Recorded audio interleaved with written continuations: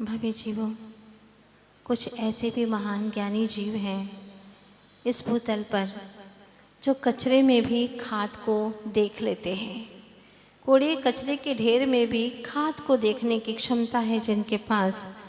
सागर में ऊपर के तल के पानी को देख करके भी भीतर के रत्नों का जिन्हें एहसास हो जाता है, जो सागर में भी रत्नों को देख लेते हैं, जो कीचड़ में भी कमल को देख लेते हैं, ऐसी जिनके पास में क्षमता है, बीज में भी जिनके भीतर में वृक्ष को देखने की क्षमता है, पतझड़ के समय पर भी वसंत को देखने की जिसके अंदर क्षमता है, ऐसे महान आत्माएं आत्मा में भी परमात्मा का दर्शन कर लेती है। और जो आत्मा में परमात्मा का दर्शन कर लेते हैं वे संसार में अधिक नहीं रहते, वे संसार से मुक्त हो जाते हैं। वे दुखों की परवाह नहीं करते क्योंकि जानते हैं सुख मेरा स्वभाव है।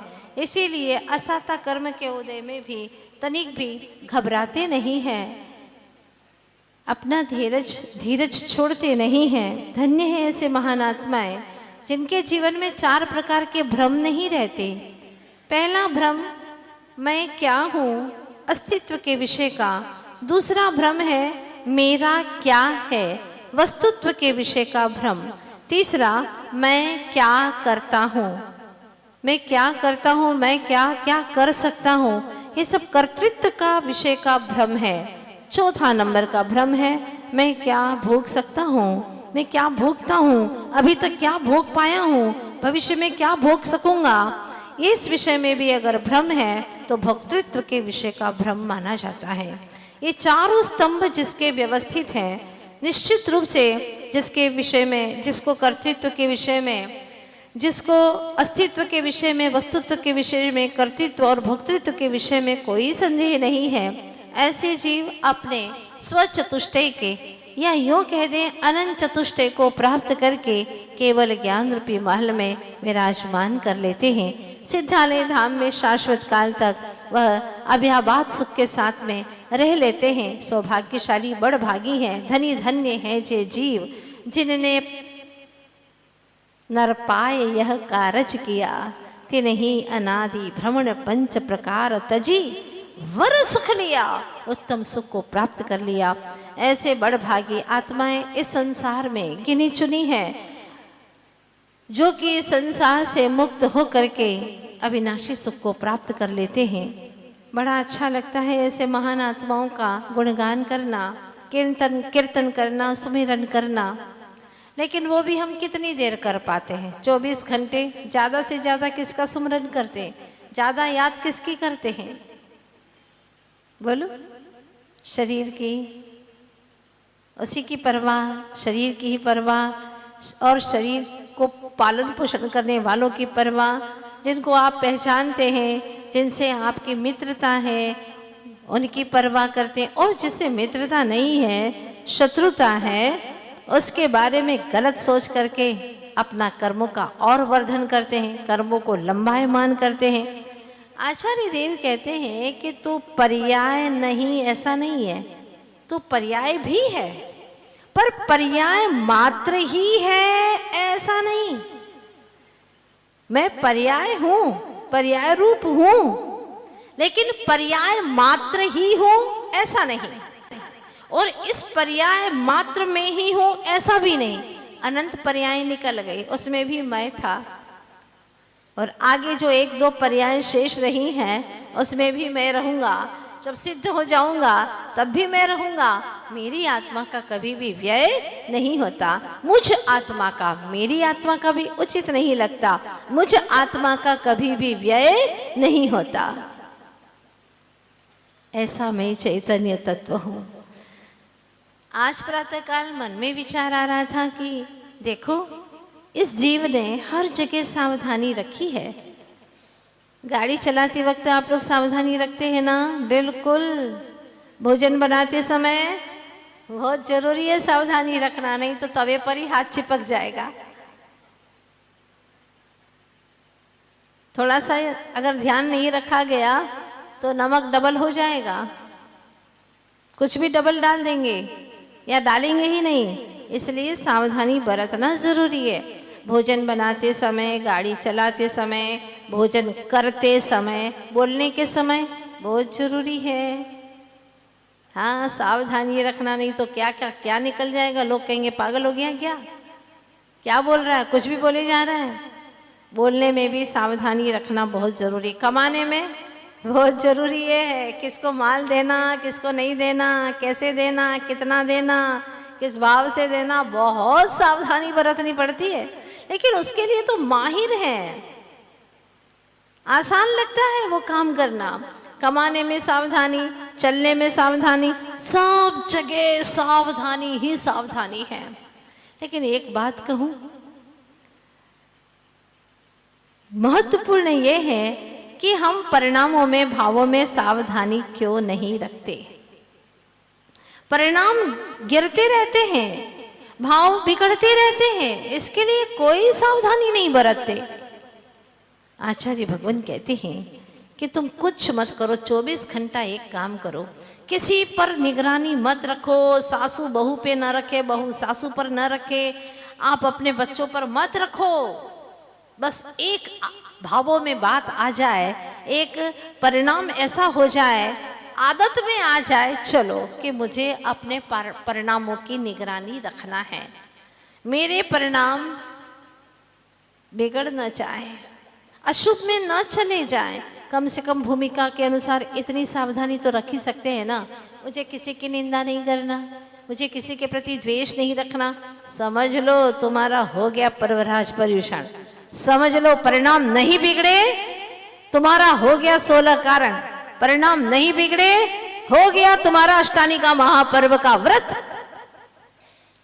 उपवास भी कर लिए लगातार 10, लेकिन परिणामों के अंदर बहुत उथल पुथल चल रही है, तूफान आ रहे हैं, आंधी आ रही है, राग द्वेष घिरा जा रहा है, अपने आप का कुछ एहसास ही नहीं है, पता ही नहीं कि मैं हूँ क्या, अपने अस्तित्व का भान ही नहीं है। ऐसी स्थिति में आचार्य देव कहते, चाहे तुम कितना भी कर लो व्रत उपवास, परिणाम नहीं संभाले, मान कषाय आ गया। हम सामान्य नहीं है। जब भी कभी परिचय देता है, वो हम वही हैं। अच्छा, आप वही हैं, उपवास किए थे वो, अच्छा अच्छा ठीक है ठीक है। अपना परिचय अपना ज्ञान से हो, सम्यक ज्ञान से हो, न राग से हो न द्वेष से हो। अपना परिचय अपना ज्ञान से हो बस। और जिसने ज्ञान से अपना परिचय कर लिया, वो तो समझ लो इस संसार से मुक्त हो गया। तो हर कदम कदम पर सावधानी बरतते हो, कम से कम इतनी सावधानी और रख लो, मोह से पदार्थ अपने लगते हैं, होते नहीं है, ध्यान रखना। मोह से पदार्थ अपने लगते हैं लेकिन अपने हो नहीं सकते। आचार्य भगवान कुंद कुंद स्वामी ने कितनी गहरी बात कही है समय सार ग्रंथराज में। वो क्या कहते हैं, हे चेतनात्मन, जब मोह ही तेरा नहीं, ध्यान देना बहुत अच्छी बात है, जब मोह ही तेरा नहीं, जब मोह भी तेरा स्वरूप नहीं, तेरा स्वभाव नहीं, तो मोह से जिन पदार्थों को अपना मानता है, वो पदार्थ तेरे कैसे हो सकते हैं। क्या बात कही है। जब मोह ही तेरा नहीं है तो मोह से जिन पदार्थ को मेरा मेरा करता है, वो पदार्थ तेरे कैसे हो सकते हैं। भाई बांस ही नहीं तो बांसुरी कहाँ से, मोह ही नहीं तो मोह से जिन पदार्थों को अपना कहता है, वो तेरे कैसे हो सकते हैं, वो है ही नहीं। मोह ही तेरा नहीं है तो बाहरी पदार्थ तेरे कैसे हो सकते हैं। मेरा धन दौलत जमीन कुछ नहीं, कोई रिश्ता न नाता, ये देह कुछ भी नहीं है। वो क्षण कब आए कि इन ज्ञान की आंखों से जीव अपने स्वरूप को निहारे। रूप को निहारते निहारते तो अनंत काल बीत गया प्रभु, लेकिन स्वरूप को निहारने की टेव पड़े अब बस। ले दे करके क्या देख रहे हैं, स्वरूप देख रहे हैं, निज स्वरूप को निहार रहे हैं। जिसने स्वरूप को निहारा वह दुख कूप से उबर गया, और जो भी रूप को देखता है वह दुख कूप में गिर गया। कुंद कुंद महाराज यही कहते हैं कि चेतन भूप होकर के, क्या कह रहे हैं, चेतन भूप, भूप यानी राजा, चेतन भूप होकर के भी तू रूप को देखता है, इसीलिए दुख कूप में पड़ा है। अहो चिद्रूप, अपना चैतन्य रूप को निहारो। क्या जड़ का रूप निहारते, पर इसमें मजा आता है ना, इसको कितने अच्छे से पहचानते। लाखों में भी एक फोटो हो आपकी तो आप पहचान जाते, देखो ये मैं हूं, मैं यहाँ पर बैठा हूँ।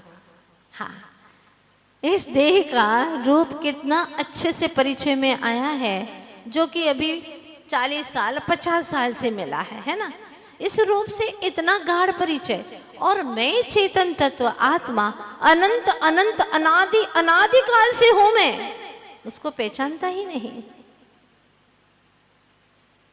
बहुत दुखद की बात, दुखद घटना है। यहाँ जीवन जी लेते हैं सबके साथ में, बीच में परिवार के साथ में समय गुजर जाता है, मौत आ जाती है, चला जाता है, सोचता है घर में है ना सब लोग, इसलिए मुझे डर ही नहीं लगता, डर नहीं लगता। कुंद कुंद स्वामी कहते डर लगना चाहिए तुझे, क्यों डर नहीं लगता, डर नहीं लगता। किससे डरना चाहिए, संसार से, शरीर और भोगों से विरक्ति का भाव होना चाहिए, पाप से भयभीत होना चाहिए। भयभीत तो हो, लेकिन किससे, पाप से भयभीत हो। पाप का भाव आ जावे तो भयभीत हो जाए, कांप जाए, क्या हो गया, क्यों हो गया मुझसे ये पाप, क्यों कर लिया मैंने ऐसा प्रमाद। इस आलस से जीवों की विराधना हो गई, प्रभु अनर्थ हो गया, पाप से भय लगे। तो ज्ञानी जीव को भी भय लगता है, लेकिन पाप से भय लगता है। और अज्ञानी जीव को अकेले में चोर डाकुओं से कोई धन न लूट जाए, कहीं मृत्यु ना आ जाए, इस बात का भय बना रहता है।